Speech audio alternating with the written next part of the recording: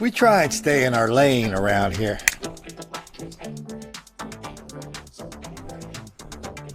That's why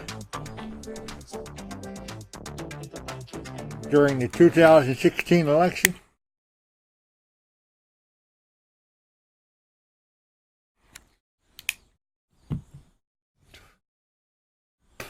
we covered it pretty closely, but our big interest was not the big clash of ideas. Our big interest was how much time are the Republicans and the Democrats, how much time are they spending on the greatest lie of our generation, the hoax of black victimization and white racism.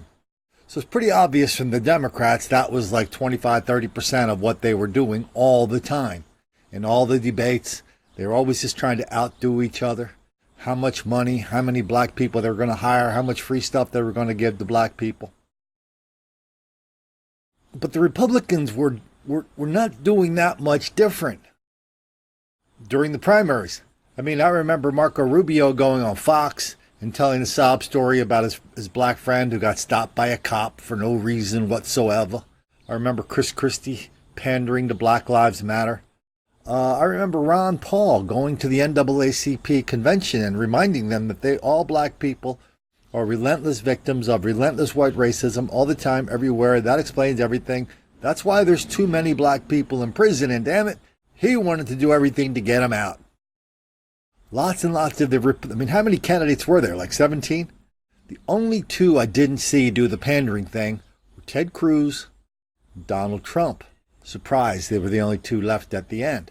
Anyway, I was at a breakfast in New Hampshire where a black college professor from New Hampshire, he stood up and he tossed Trump a softball.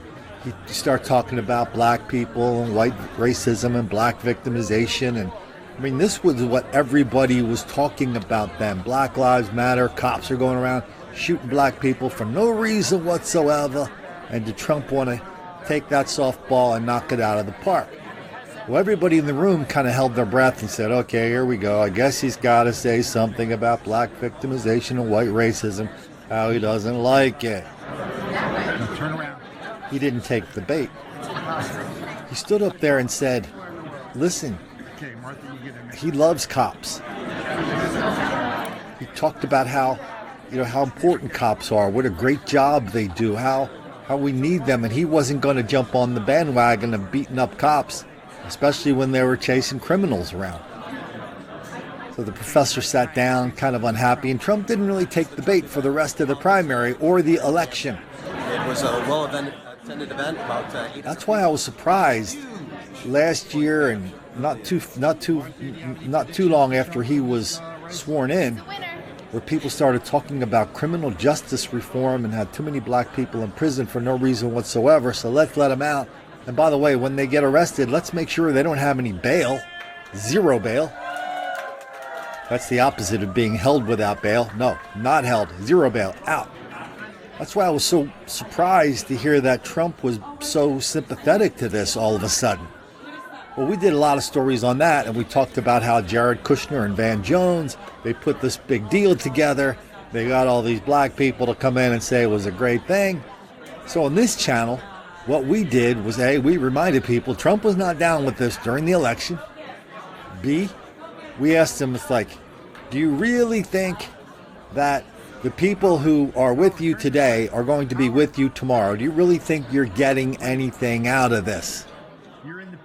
And then we asked the most important question of all, which is, okay, who is going to be there? Who's going to take the heat when you start letting the fellas out of prison and they go back to doing what they did before?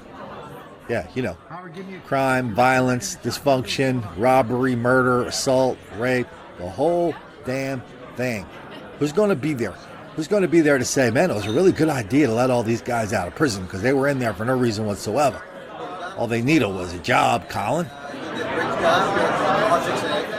So that's why I won't say I was gratified, but I'll say I was surprised that some of the people at Politico got some common sense in the last day or two, because they just did a big story on Trump and political and criminal justice reform. Remember, we're not talking about the specific law that he was involved in called the First Step Act, the federal law. We're talking about the whole movement that Trump had decided he was going to put himself at the pinnacle of, so he could just tiptoe through the tulips and pick up all this credit for being down with the cause with all the fellas, and that would be the death knell for all the Democrats in the year 2000. I keep hearing it's happening. I keep not seeing it's happening. Anyway, so that's where Trump is now. Politico did a big article on this. Why don't we look at it, just a couple lines in it. Trump snubs Jared Kushner's signature accomplishment. The president thinks criminal justice reform is a political loser and hasn't been shy about saying so. There's Jared Kushner telling Trump all the great things about the First Step Act, and he says, "Oh, we got to start talking about it." But Trump wasn't interested and told Kushner he didn't think his core voters would care much about a bipartisan deal, for which he has since accused Democrats for trying to steal credit. It was clear he thinks it's a total dud. He made it abundantly clear he doesn't think it's worth talking about. Okay, so the people in the White House are calling this fake news, never happened. Okay, I get it. But this isn't really fake news as much as it is kind of common sense. So let's just read through this and see if any of it rings true or not. Kushner has even said that nonviolent ex-felons in Florida, where they recently became eligible to vote, are registering as Republicans rather than Democrats. Then he just said that was very pleasing. A lot of people will be surprised that this new coalition of ex-cons that is going to push Trump across the finish line in the year 2020. Okay, so the article goes on to talk about all the different people who were involved in this criminal justice reform and how the minute they walked out of that Oval Office, they just went back to trashing Trump just as hard as they could in the most obscene and vituperative terms that they could. He's a racist. He's a treasonist. He ought to be, whatever. Bad person. Criminal justice reform. What's that? Now here we get to the money graph. Some Trump allies worry that the more the president talks about criminal justice reform, the more vulnerable he becomes if a prisoner released early under the restructured sentencing guidelines is ever accused of committing another crime. When Republicans battled over criminal justice reform, a small group of conservative senators warned Trump of the dire consequences he would face if an inmate who won early release became a repeat offender. Okay, so, you don't have to be a genius to figure that out, right?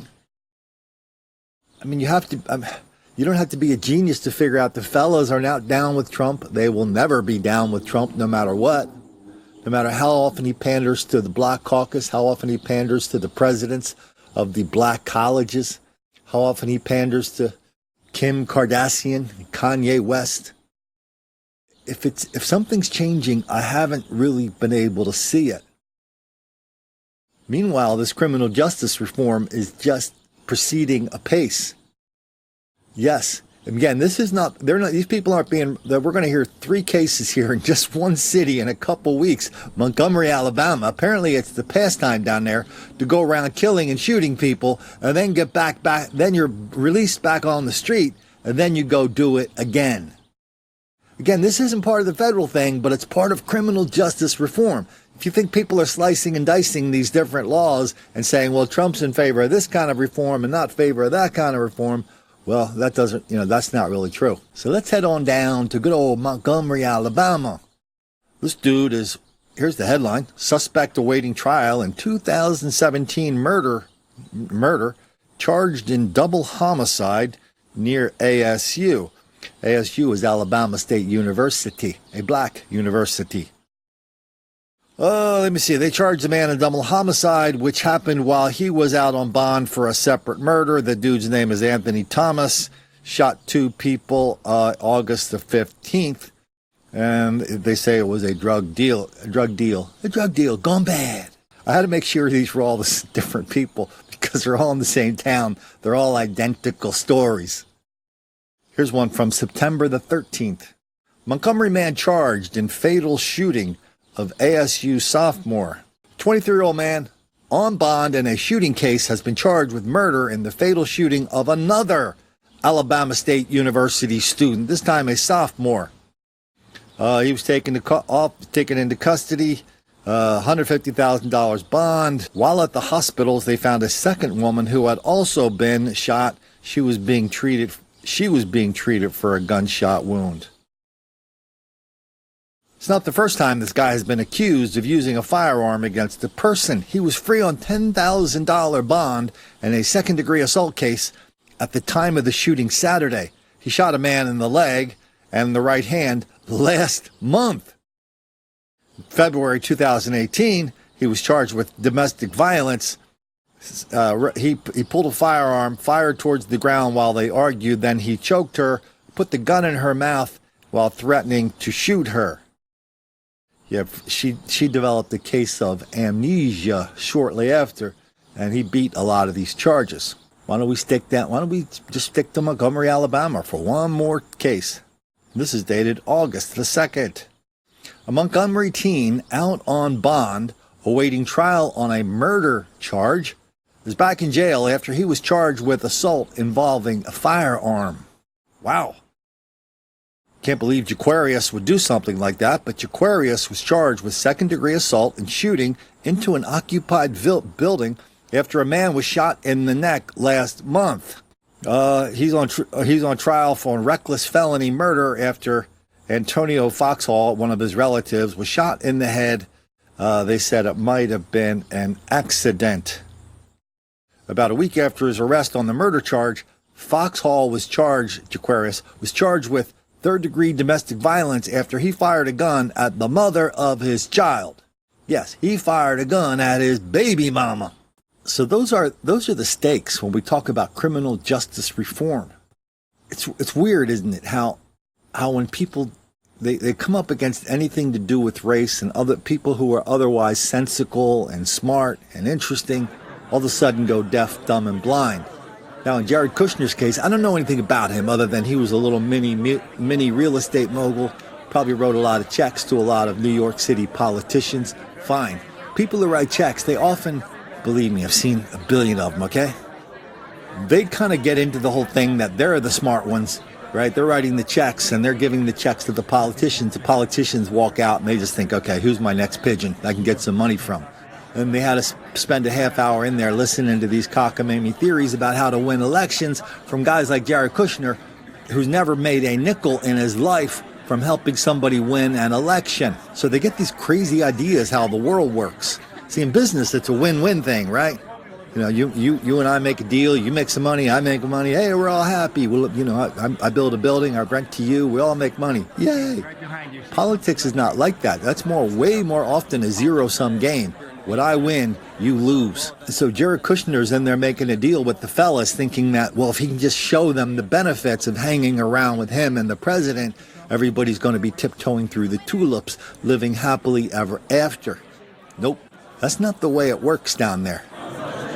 Nobody gave a damn about your little criminal justice reform. I hope somebody proves me wrong.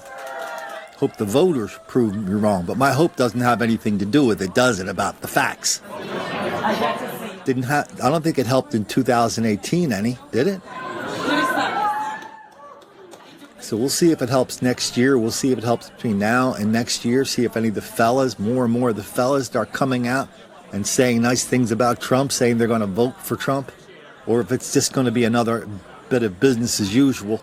Well, that is, for 3.5 years, Republicans do everything they can to convince the fellas that we can offer you a better deal. We can offer you more free stuff, better free stuff. Why don't you see that? Please, sir. I want some more. But every time that happens, the fellas just shrug their shoulders, take whatever they're being offered, and walk away talking about white racism, black victimization, and how all those big bad white people that just gave them a whole bunch of money, all they ever do is make the black kids angry.